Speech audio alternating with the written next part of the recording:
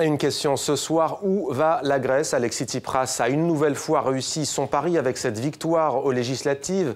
Mais comment va-t-il pouvoir appliquer les réformes exigées par l'Europe et les créanciers du pays, tout en défendant, comme il l'a encore affirmé dès hier soir, les plus fragiles, ceux qui sont victimes depuis des années des plans d'austérité successifs? Avec nous pour en parler, Marietta Karamanli, bonsoir, merci d'être avec nous. Vous êtes députée française, membre du Parti socialiste, parti au pouvoir en France. Vous êtes également présidente du groupe d'amitié France-Grèce. Avec nous également en direct d'Athènes, Georges Katrougalos. Bonsoir, merci d'être avec nous. Monsieur Katrougalos, vous avez été ministre du Travail, mais aussi de la réforme de l'administration, de la fonction publique également. Vous êtes membre de Syriza. Alors, deux tonalités aujourd'hui dans la presse en Europe. Il y a les journaux pour qui les Grecs ont fait le choix de l'espoir déçu, ont voté pour l'espoir déçu. Et pour d'autres quotidiens, eh bien, les électeurs ont validé votre politique d'austérité, celle exigée par vos créanciers. Écoutez, il y a une rationalité double pour cette décision de l'électorat grec de nous supporter à nouveau. La première est relative à la volonté des Grecs de ne pas permettre la restauration de l'ancien régime politique, de l'établissement politique des oligarques et de leurs partis politiques. La seconde rationale est exactement parce qu'ils voient à nous une force de résistance à l'austérité. Bien qu'on n'a pas pu conclure un accord tel que nous l'envisagions à janvier, nous avons donné une lutte très fièrement et nous avons démontré la possibilité d'existence d'une politique alternative en Europe. Maintenant, il faut appliquer le mémorandum, c'est-à-dire un accord qui n'est pas l'accord envisagé par nous. Et il faut respecter ça, il faut respecter notre signature. Mais même dans ces circonstances-là, il y a une marge de possibilités d'appliquer d'alternatives politiques aux politiques néolibérales.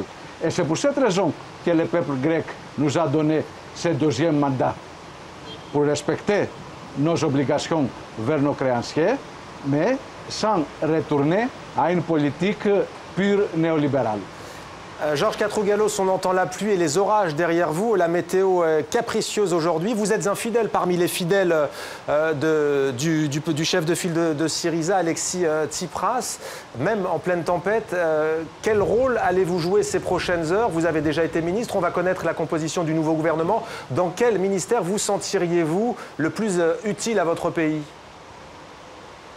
Écoutez, ça c'est le privilège et le prérogative du Premier ministre. L'important est de suivre maintenant et d'appliquer des réformes en faveur de notre peuple, pas des réformes qui simplement répondent à un dictat de nos créanciers. Et il faut exactement donner les preuves au peuple grec que nous ne sommes pas seulement une force de résistance, nous pouvons être une force réformatrice pour des réformes, je répète, en faveur de notre peuple, pas parce que quelqu'un d'autre de l'étranger nous le demande. Marietta Karamanli, lorsque vous écoutez l'ancien ministre Georges Katrougalos et quand on voit le résultat des élections, est-ce que vous vous dites que le retour, entre guillemets, puisqu'il n'est pas vraiment parti d'Alexis Tsipras, le retour par les urnes d'Alexis Tsipras est-il une bonne nouvelle ou une mauvaise nouvelle pour la Grèce? Écoutez, je trouve, j'utiliserai le mot qui a été utilisé hier, qui était finalement légitimé. Donc, par ce vote, Alexis Tsipras avait besoin d'avoir un feu vert par le peuple. Je crois il est légitimé. Il reste maintenant, comme il a été rappelé tout à l'heure, effectivement, tout le pan des réformes qui ont été un accord commun avec l'ensemble des partis politiques, signé, je dirais, et donc il faut mettre en application. Donc voilà, on est effectivement dans ce dispositif-là. Par ailleurs, je dirais que donc il y a une victoire politique. Il reste maintenant les réformes qui sont attendues, non seulement par les créanciers, mais je dirais qu'ils sont attendus aussi par les Grecs. Parce qu'il faut aussi savoir que le peuple grec n'a pas un service de qualité. Il souffre des maux qu'on connaît depuis très longtemps. Vous parlez des services publics, des services publics, de la santé, de l'appareil éducation. Et donc, effectivement, le citoyen grec mérite aussi un traitement et une politique, effectivement, efficace. Et que l'argent public soit de manière efficace utilisé. Alors, vous êtes docteur en sciences politiques, en dehors de votre vie politique. Vous êtes notamment l'auteur de La Grèce victime ou responsable, avec un point d'interrogation, édition de l'Aube. Au fond, est-ce qu'Alexis Tsipras n'est pas l'homme idéal, si je puis dire, pour faire avaler la pilule de l'austérité aux Grecs ? Je ne dirais pas que c'est... Non, pas du tout. Je pense que c'est un homme qui, politiquement, finalement, il est nouveau. Il avait besoin de cette légitimité, donc il l'a aujourd'hui. Je pense que c'est important devant nous de voir de manière claire quel est le programme, comment vont s'y prendre, parce que à la fois pour la Grèce, à la fois pour l'Europe, les prochaines semaines et mois sont important. Dernier élément, je dirais aussi, il a le vote finalement, au-delà de l'abstention qui est importante, qui montre que le peuple grec est un peu désabusé et aussi interrogatif. Le vote quand même, c'est un vote de soutien à l'Europe parce que c'est le programme européen, d'une certaine manière, porté par Tsipras et son engagement qui a été validé par rapport à ses propres, je dirais, responsables de son propre parti qui ont quand même, se sont présentés, tout seuls, mais qui ont fait moins de 3%, qui ont quand même vraiment connu un chiffre, enfin, en tout cas, un résultat cinglant. Georges Katrougalos, aujourd'hui, clairement, le premier parti de Grèce est le parti de l'abstention. Comment accueillez-vous cette très faible participation à ces législatives, pourtant cruciales? C'est un grand problème. Il est vrai que la participation en Grèce reste parmi les plus importantes, les plus élevées en Europe. Mais on a perdu plusieurs centaines de milliers d'électeurs. Il y a plusieurs facteurs qui expliquent cette situation. Il y a la fatigue. On avait 3 scrutins dans cette année. Il y a aussi, spécialement parmi l'électorat de la gauche, un désassentement sentimental. Pour cette raison, je crois qu'on a un défi majeur de donner les preuves à nos voteurs, même ceux qui n'ont pas voté pour nous cette fois, que nous sommes encore un parti de gauche et que les réformes que nous allons appliquer ne sont pas des réformes imposées par l'extérieur, mais comme ma collègue a expliqué, une nécessité pour la Grèce et son peuple. Georges Katrougalos, vous dites une nécessité, mais de l'avis même des observateurs et pas forcément des amis de votre pays, les mesures que vous avez signées récemment avec l'Europe et ce qu'on appelle la Troïka, elles sont beaucoup plus drastiques que ce qui avait été fait avant. Or là encore, le FMI, Fonds monétaire international, reconnaît lui-même que cela n'a pas été efficace. Est-ce que ce n'est pas un cercle vicieux et qui n'arrive pas à se refermer au fond? Mais écoutez, il ne s'agit pas seulement d'une question d'efficacité. Il est vrai que l'administration grecque doit être réformée parce qu'il n'est pas efficace, et ça parce qu'elle était la victime de politiques de clientélisme et de patronage. Mais il y a aussi une très grande différence entre les options politiques présentes maintenant comme des alternatives en Europe. Il y a clairement 2 visions différentes en Europe. Une vision d'une Europe néolibérale, d'austérité, et une autre vision antagoniste à la première, qui veut retourner aux racines du modèle social européen, de retrouver les traditions des droits sociaux et des libertés. Et certainement, notre choix est pour la seconde Europe, l'Europe sociale. On veut rester dans l'Europe exactement parce qu'on veut la changer. Et si vous voulez, si vous regardez les rapports de force en Europe, vous voyez que ce paradigme alternatif de Syriza a déjà donné quelques fruits. Je vais dire le suivant.